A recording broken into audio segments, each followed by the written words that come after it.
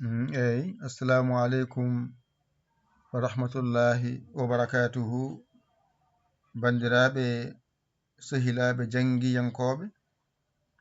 ena wayno kadi en garti e windande men hande, windande men ɗimmire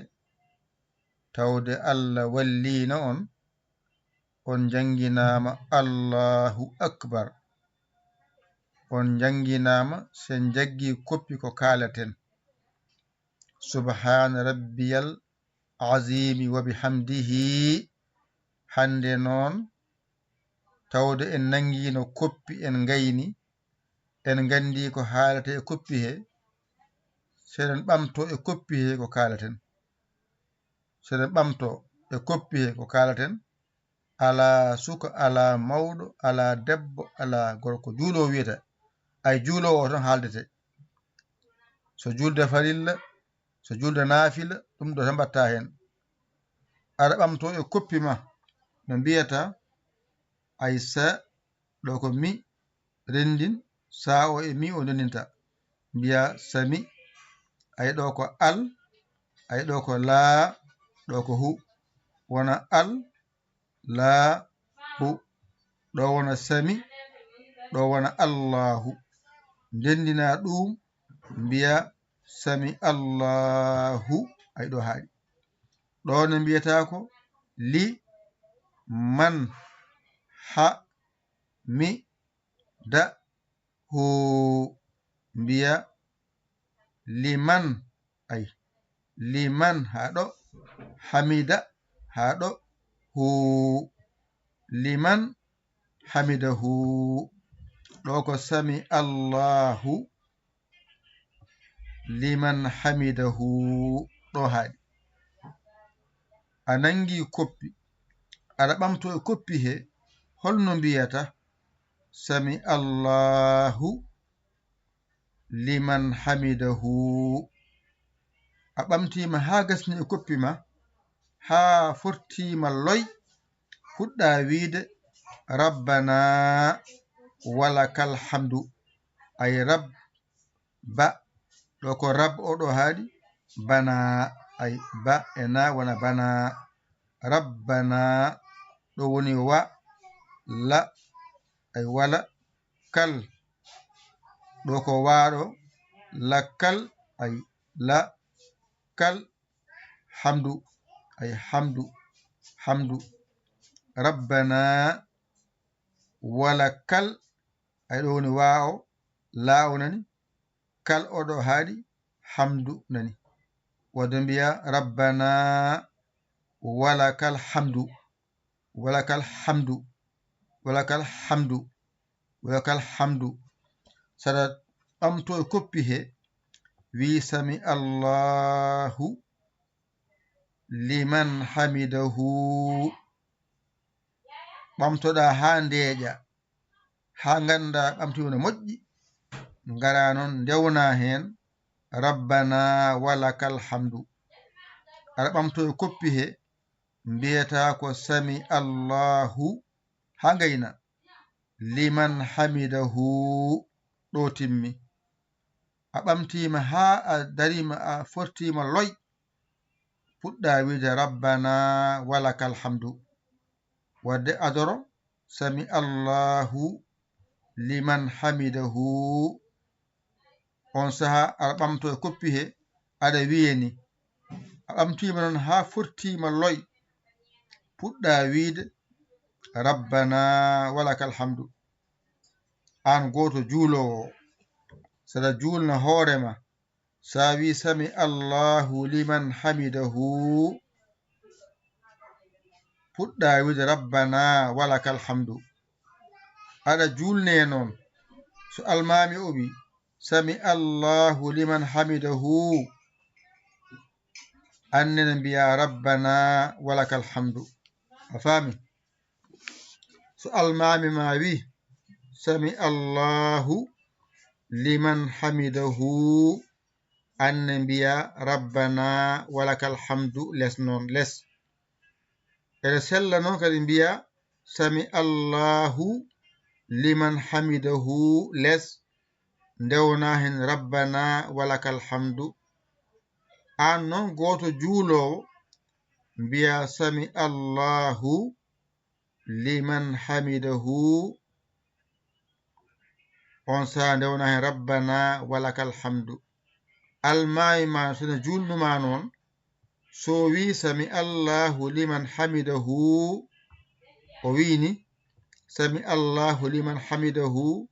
anne mbiya rabbana walakal hamdu a faami so almami ma wi sami allahu liman hamidahu anne mbiya rabbana walakal hamdu an goto juulowo anne sawi sami allahu liman hamidahu ndewna hen rabbana walakal hamdu am faami ɗum ɗon ko wonande nangunoɗo koppi ene ɓamto e koppi he yowi sami allahu liman hamidahu so gayni o rewna hen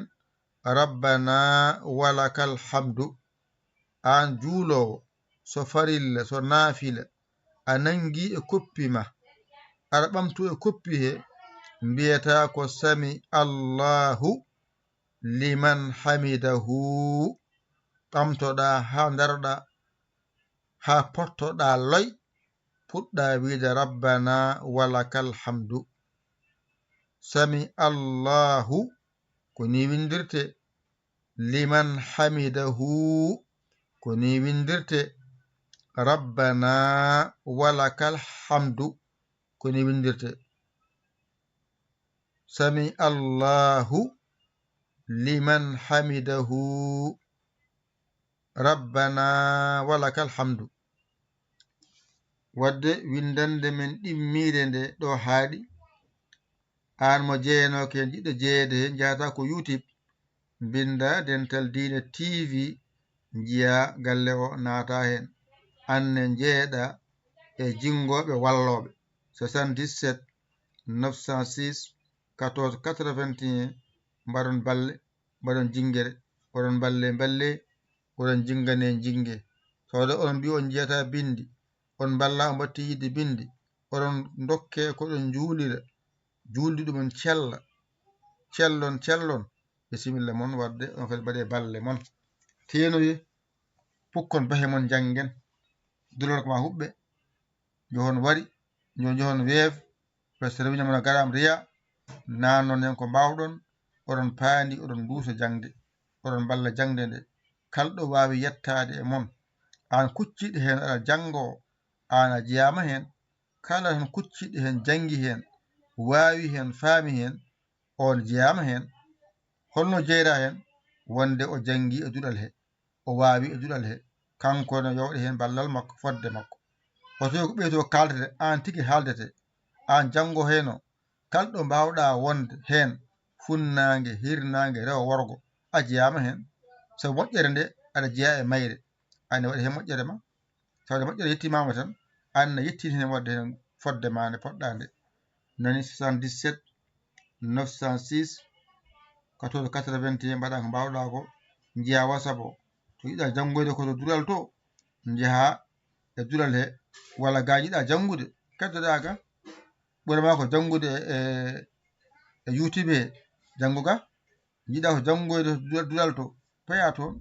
goto kala ɗo yiɗi jangude yo won ɗon janggo ɗon ko jangde tan yiɗa kala mbawɗa wonde jangu tan mbawa wiya kala ɗo mbawɗa wonde jangu mbawa ballal ma yetto min jiya balla min courant o wifi o connexion to on jarama de jokke golle min beltima ko jokken golle min cohli e mon ko jokken golle min jiɗi ko jokkirte golle jungo e poste tan courant min jeeya wifi o min jeeya connexion min jeeya ko onon noon on goni minen min goni on min darima ga darɗe toon jangon law mbawon law dawon law keɓon law keɓna min hen law yalla nannu en famna en ko haalte ko naniron Allah kadi jaɓiɗon Allah kadi mbaɗiɗon saabi Allah nde won Allah yo Allah ko en nande ɗo famde ɗum ko musidɗo mon giɗo mon saabu Allah Yaya Ly Kawla Sénégal alhamdulillahi rabbil alamina windana men ɗimmere haaɗiɗo wonande an juulannoɗo a nangi koppi